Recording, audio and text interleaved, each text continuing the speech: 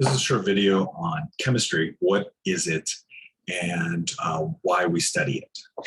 So I'll start off with a definition that I have come up with. There's many, many definitions you can have for chemistry, but the one that I use is chemistry is the study of the properties of matter and electron actions.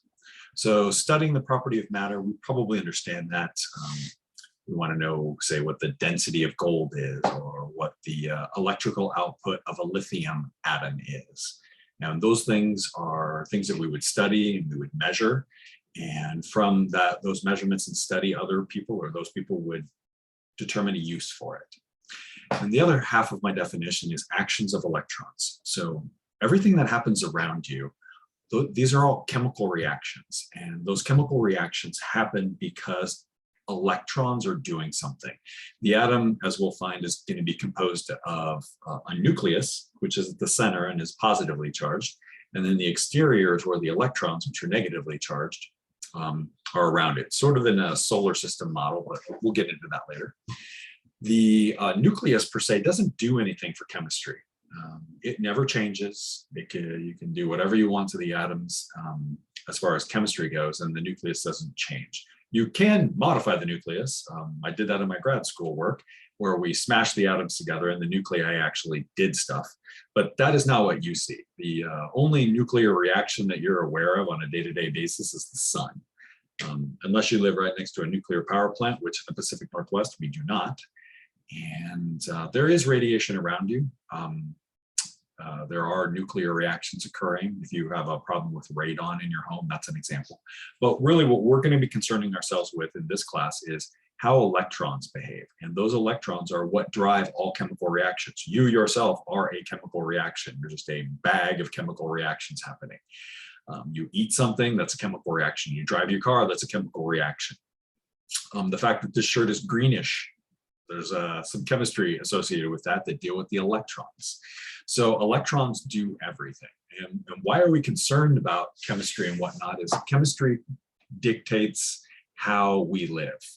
We live distinctly different lives this year than we did 20 years ago, and 40 years ago, and 100 years ago, and certainly 1,000 years ago. Things are very different based off of what we know about chemistry.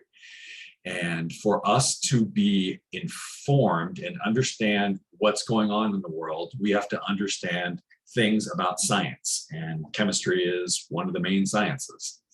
So the reason that in this country we're expected to know stuff about science is because we vote. We were the first truly democratic.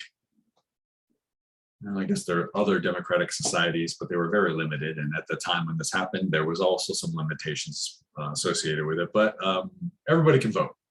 But you can't vote unless you know what you're voting for. And you can't know what you're voting for unless you can read something. So school became compulsory in Massachusetts with a grammar school.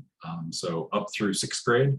And then Benjamin Franklin suggested that everybody needs to be able to read. So they started secondary schools under his advisement. And so at that point, everybody needed to go to school until they were in 7th grade. And then eventually we made it mandatory to go to school until you were a senior in high school, so 12th grade.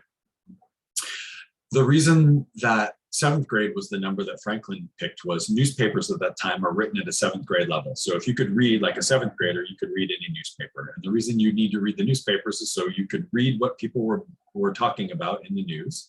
And when politicians or wannabe politicians had articles written about them in the news, that you could read what they are about and then you could understand. So if you understand what a politician wants to do because you're reading the newspaper, then you can vote for that person or not vote for that person, depending on the situation. So being able to understand what's going on with science and being able to read about what the politicians that you would have representing you want to do associated with science is phenomenally important. If we don't follow a science-based method, then we do terrible things. That's been pretty much a given through human culture. So again, chemistry is the study of the property of matters and the actions of electrons. And we'll be dealing with that this entire class. So constantly harp on what the definition for chemistry is. And that's it.